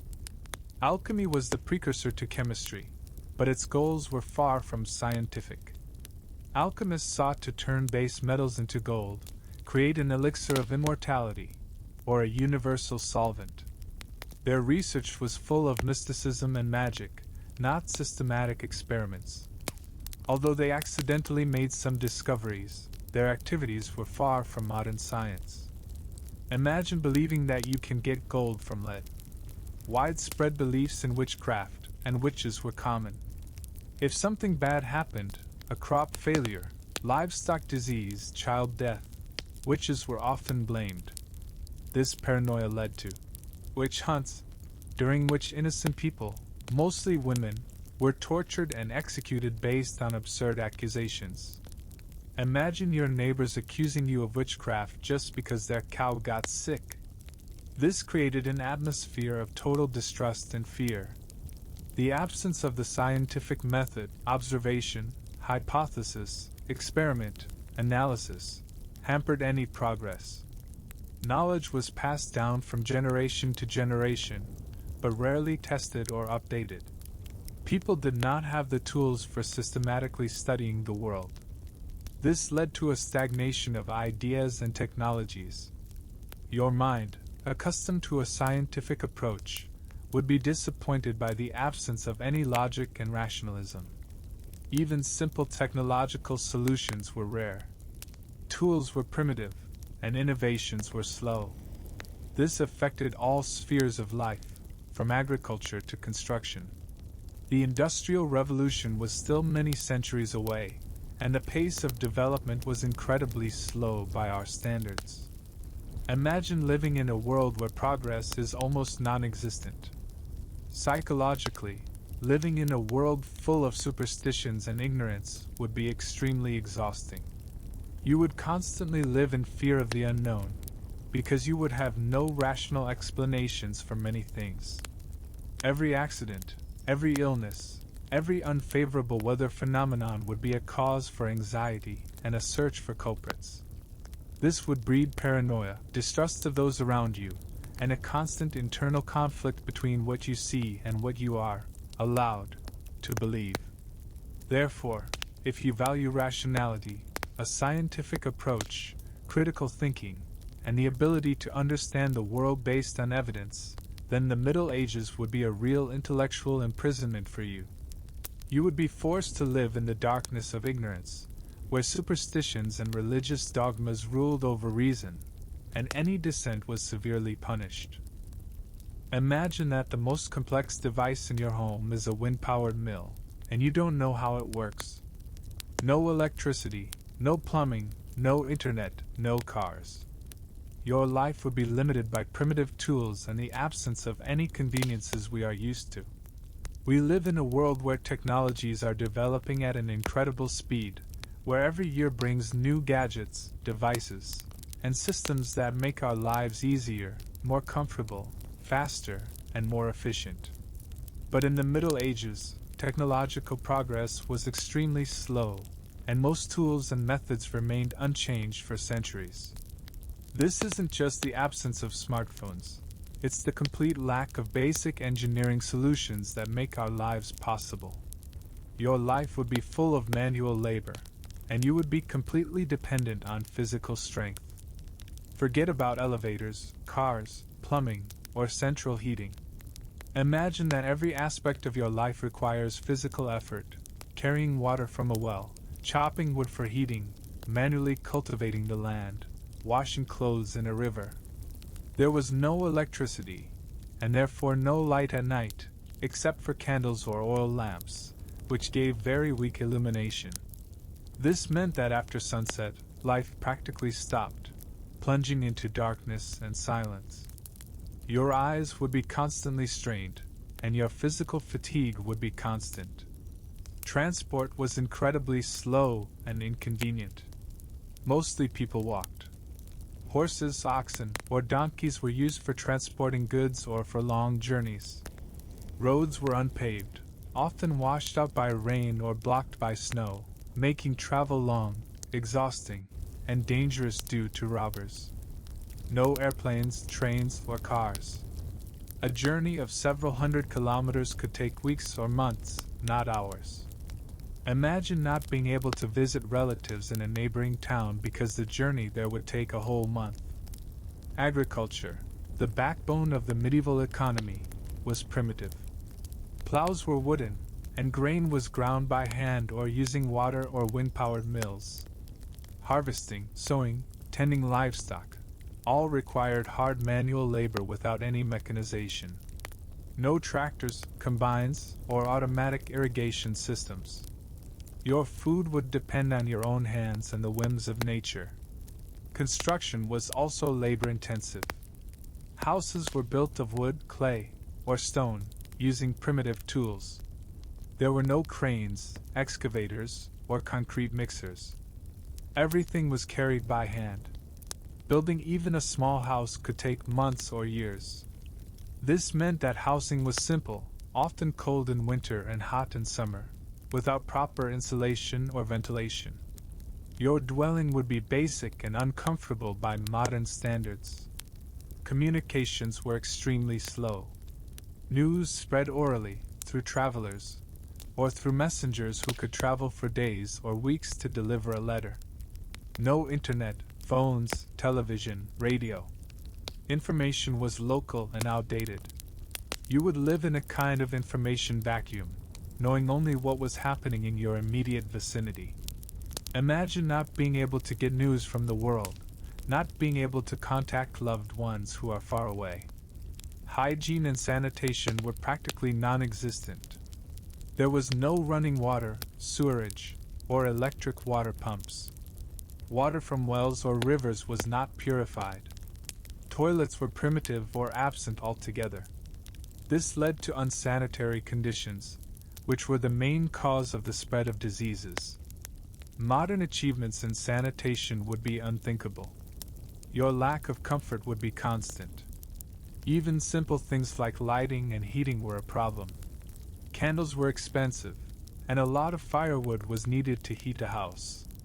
The winter months were a harsh test, with cold and darkness penetrating every home. Your life would be dependent on basic resources that we have easy access to. Production of goods was artisanal. Each item was made by hand, which made it expensive and inaccessible to many. Mass production did not exist. This meant that you would have limited access to many goods that we today consider everyday. Clothes, dishes, furniture, all of this would be simple and functional, without excesses. Psychologically, life without modern technologies would lead to constant physical exhaustion and a feeling of helplessness.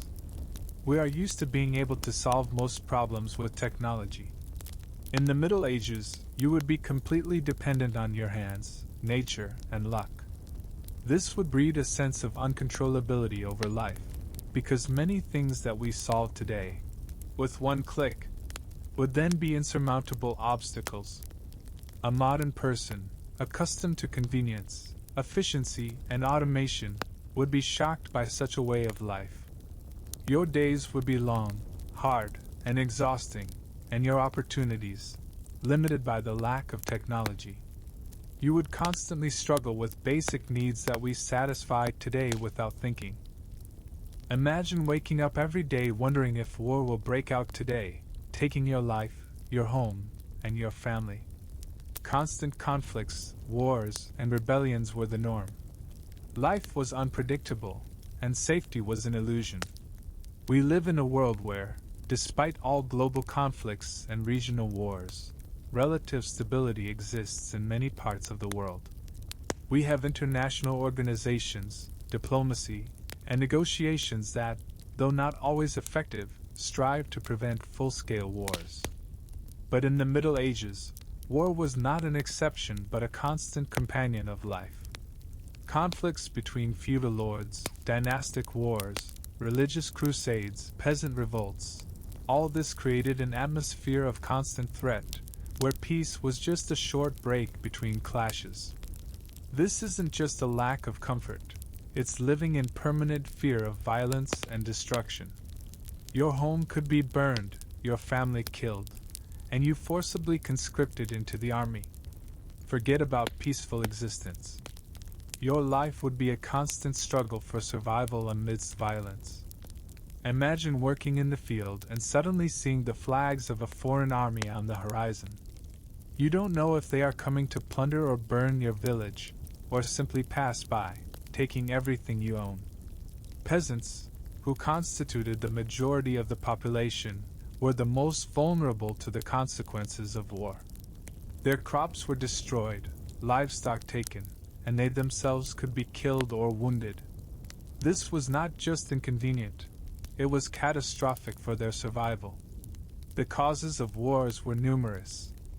These could be dynastic disputes over the throne, territorial claims between feudal lords, religious conflicts such as the Crusades, or simply trivial quarrels between lords for power and influence. Each lord had the right to raise his own army from vassals and peasants, making it possible for conflict to arise at any moment. Imagine your neighbors, the lords, constantly fighting among themselves, and you are caught in the middle. Peasant revolts were also common. Unbearable taxes, hunger, and injustice from feudal lords often led peasants to take up arms. Although these revolts were rarely successful and brutally suppressed, they still created chaos and violence over large territories. Your participation in such a revolt, voluntary or forced, could cost you your life. Sieges of castles and cities were particularly brutal. When an army besieged a city, the inhabitants suffered from hunger, disease, and constant bombardment. If the city was stormed, it often led to mass killings, looting, and rape. The city's defenses were weak, and its fall was a disaster.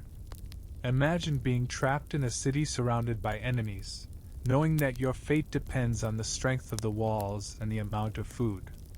Knights, who are the main military force, were not just soldiers. They were part of the nobility, their purpose was war, and they were often cruel. Their training was aimed at killing, and their codes of honor often did not extend to common peasants. This meant that you could become a victim of their cruelty, or simply get caught in the crossfire during their raids.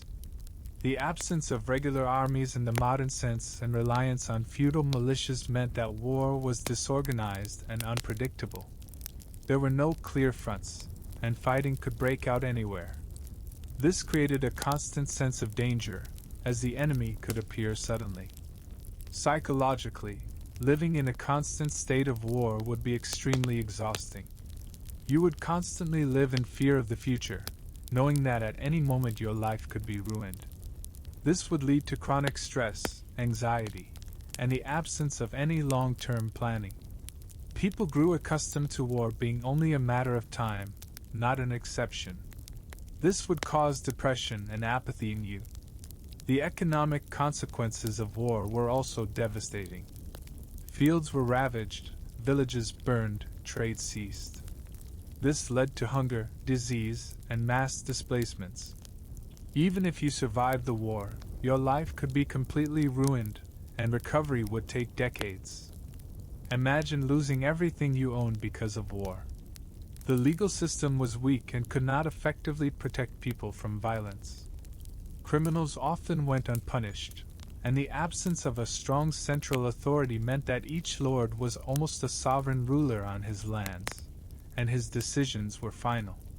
This created an atmosphere of lawlessness, where the stronger always prevailed. Imagine that your favorite tracksuit is a dream, and your only fashion accessory is fleas jumping on your collar. Your wardrobe would consist of a few coarse, scratchy garments that you would wear for years, rarely wash, and never take off until they fell apart. We live in a world where clothing is not just protection from cold or heat, it's a means of self-expression, a status symbol, a source of comfort. We have access to thousands of types of fabrics: soft cotton, breathable synthetics, waterproof materials, stretchy knits. Our shelves are overflowing with a variety of footwear for any occasion, and washing machines and detergents allow us to enjoy cleanliness and freshness every day. But in the Middle Ages, clothing was purely functional. Its purpose was to cover the body. It was uncomfortable, unhygienic, and often smelled.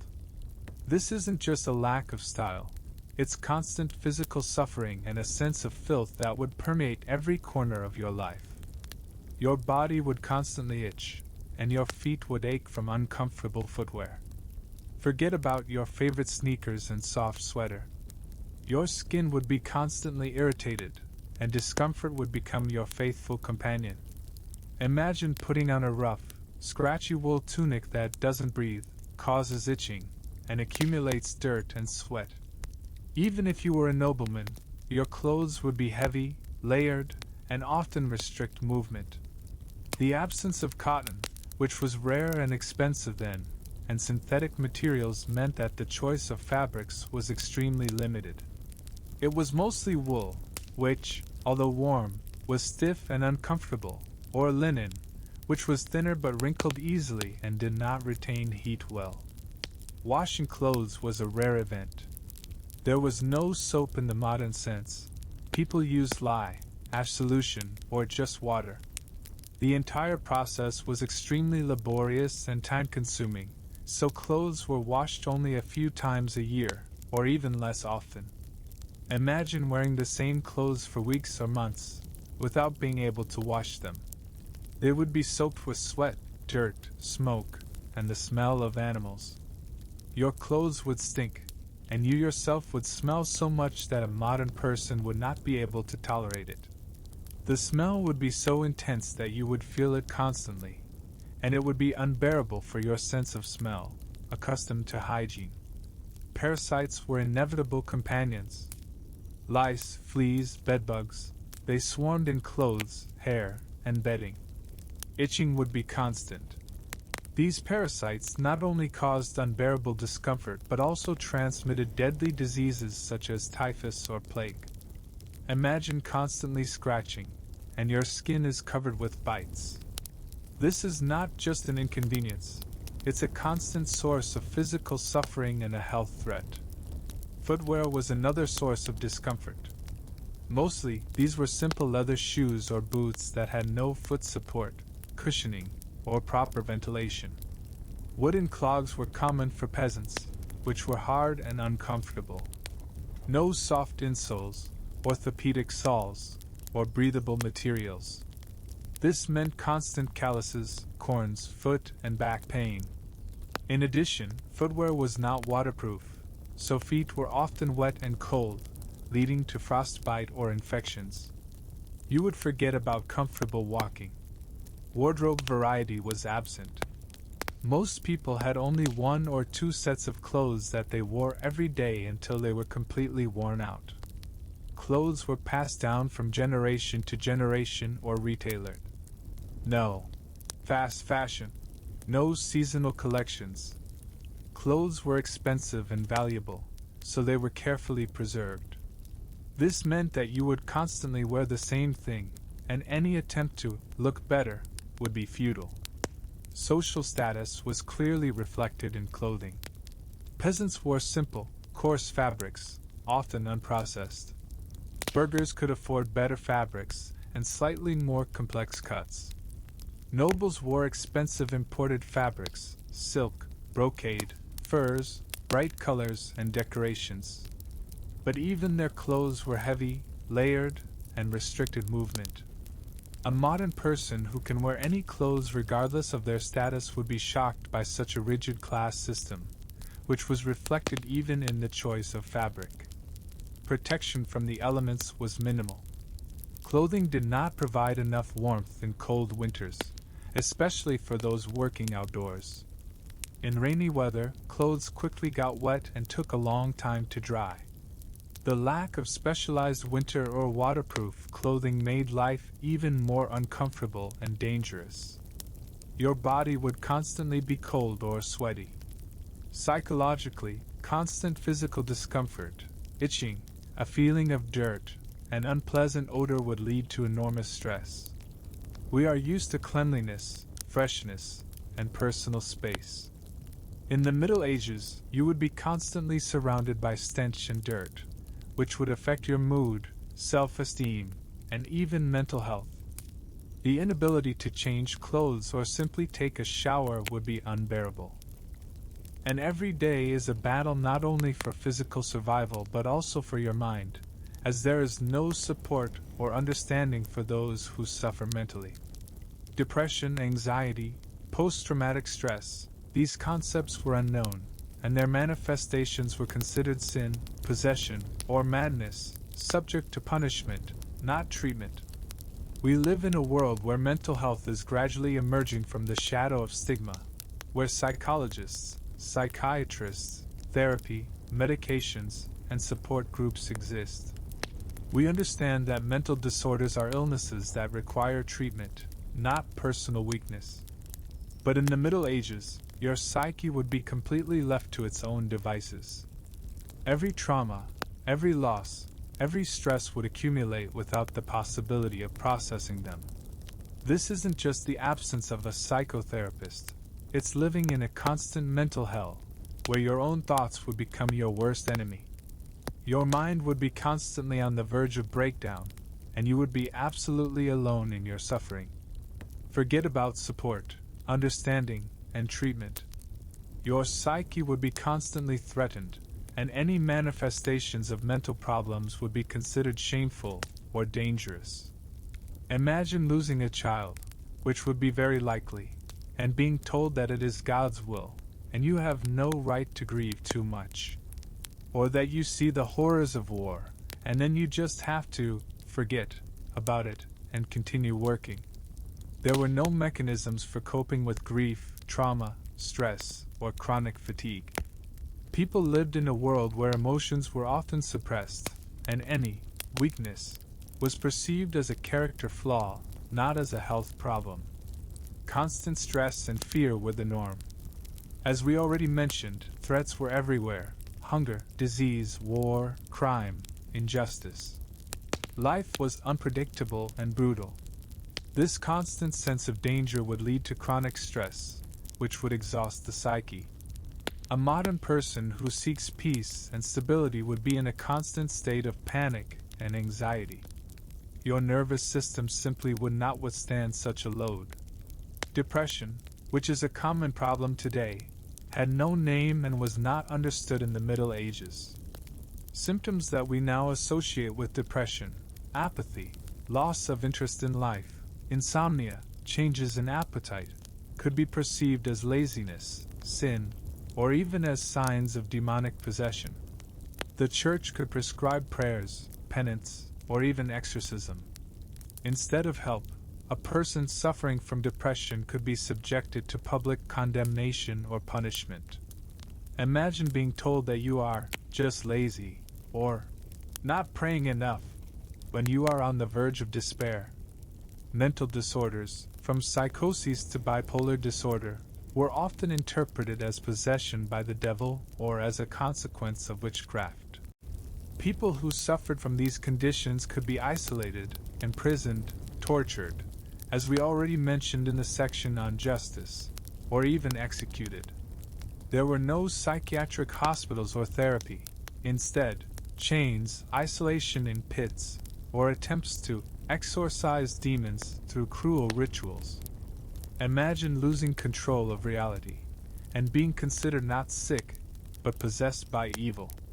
Post-traumatic stress disorder, PTSD, which is a common consequence of wars and violence, was completely unknown. People who survived sieges, battles, the loss of loved ones, returned home without any psychological support. Their nightmares, outbursts of anger, and reclusiveness would be perceived as eccentricities, not as a consequence of trauma. This would lead to deep and long-lasting psychological suffering without any relief. Chronic pain, malnutrition, and constant fatigue also affected the psyche. Physical suffering, which was the norm in the Middle Ages, could not but affect the mental state. Constant discomfort, hunger, lack of sleep would cause irritability, apathy, and deterioration of cognitive functions. Your body and mind would be constantly exhausted. Social isolation and lack of opportunities for self-realization also played a role. For most people, life was a monotonous cycle of labor and survival. The lack of education, entertainment, the opportunity to change one's life bred a sense of hopelessness and despair.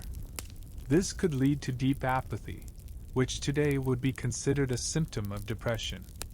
Women's mental health was especially vulnerable. Constant childbirth, high infant mortality, limited rights, sexual violence. All this created an enormous psychological burden. Women's hysterics or postpartum depression were often interpreted as possession or women's diseases that required strange and ineffective methods of treatment. A modern person, accustomed to their emotions and mental states being valid, and that they can seek help, would be absolutely crushed. You would be forced to hide your mental suffering, or face cruel misunderstanding and punishment. Your psyche, accustomed to a certain level of comfort and stability, simply would not withstand such constant pressure and the absence of any support mechanisms. You would be alone in your struggle, and this would lead to deep, hopeless despair. Your individuality? That's an unknown concept. Your value is determined by how useful you are to the community, not by who you are as a person. In the Middle Ages, society valued the collective, faith, and hierarchy above all else, not personal aspirations or self-expression. We live in a world where individualism is one of the core values. We encourage uniqueness, personal development, self-expression, the search for one's purpose, and the right to make one's own choices. Social networks and media cultivate the cult of personality. But in the Middle Ages, the concept of personality, in the modern sense, simply did not exist. Your identity was inextricably linked to your place in society, your family, your craft, or your feudal lord. This isn't just a lack of freedom of choice. It's a complete denial of your uniqueness and value as an individual. Your life would be black and white, devoid of any individuality, and your dreams, just empty fantasies. Forget about self-expression, personal ambitions, or originality. Your existence would be reduced to a function in a large social mechanism. Imagine being born in a village, and your destiny is to cultivate the land, as your parents, grandparents, and great-grandparents did. Your interests, talents, or desires would have no meaning. If you dreamed of becoming an artist, a scientist, or a traveler, your dreams would be doomed. Society did not encourage, and often punished, those who tried to go beyond established norms. Collectivism was the basis of society.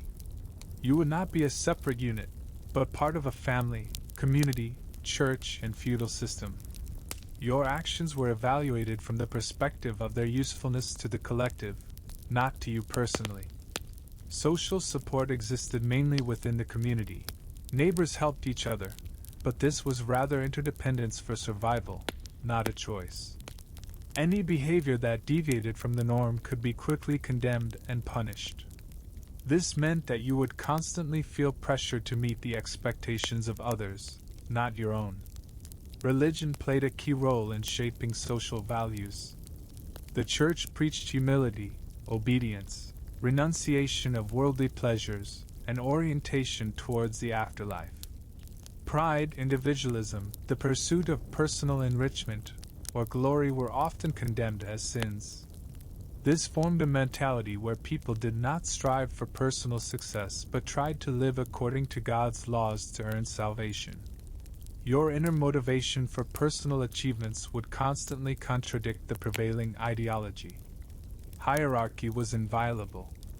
The king, nobles, clergy, peasants, each had their place and their duties. Respect for elders, for authority, for traditions was absolute. Any attempt to challenge the hierarchy was seen as a threat to social order and brutally suppressed. This meant that you could not express your opinion or stand against the system. Your place was determined, and you had to accept it. A modern person, with their critical thinking and desire for equality, would be in constant conflict with such a system. The absence of privacy was widespread. Housing was cramped, families lived together, the community was small, and everyone knew everything about everyone. Your actions, your relationships, even your personal thoughts were subject to discussion and control by the community. No personal space, no anonymity, which we are used to in big cities. Imagine that every step you take is controlled and discussed by your neighbors, and any deviation from the norm causes condemnation. Education and knowledge were not aimed at developing personality, but at preserving traditions and religious dogmas. As we have already mentioned, most people were illiterate. Even those who received an education were limited to narrow disciplines that met the needs of the church or the state. This meant that individual intellectual abilities often remained undeveloped, as there were no opportunities for their development or application. Aesthetic values also differed. We valued the diversity of art, design, and fashion. In the Middle Ages, art was predominantly religious or functional. Beauty was often associated with spirituality, not with personal taste. You would not have the opportunity to surround yourself with things that you consider beautiful or engage in creativity for self-expression. Your life would be functional, not aesthetic. Psychologically, living in such a society would lead to a loss of self-identity for a modern person. Your desire for uniqueness, for recognition of your abilities, for personal happiness would be constantly suppressed. This would cause a deep feeling of disappointment, apathy, and perhaps even a loss of meaning in life. You would be forced to abandon your dreams, your desires, your ambitions to meet the expectations of society. This would lead to mental exhaustion and internal conflict. The absence of empathy for individual suffering was also a characteristic feature. In a world where life was brutal and death was ubiquitous, personal tragedies were often perceived as normal, or God's will. People did not have the time or resources to sympathize with every personal misfortune. This meant that you would be alone in your suffering, and could not expect deep sympathy or understanding from those around you.